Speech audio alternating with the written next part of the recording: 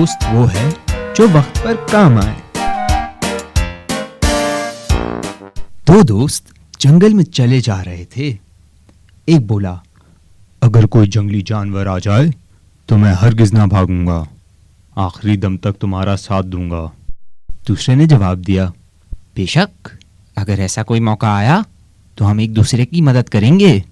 अभी वो थोड़ी दूर ही गए होंगे कि सामने से एक रीछ आता दिखाई दिया। रीछ को देखते ही एक दोस्त भागकर दरख्त पर चढ़ गया। दूसरे को दरख्त पर चढ़ना नहीं आता था।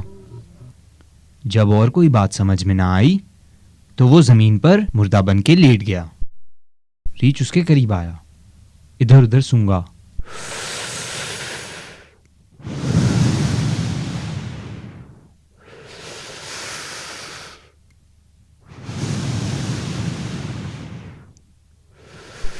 और उसे मुर्दा समझकर छोड़कर चला गया।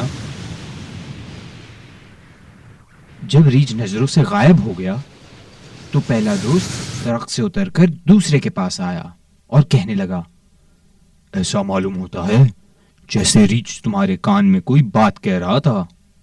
दूसरे दोस्त ने कहा, वो मुझसे एक बड़ी काम की बात कह गया है।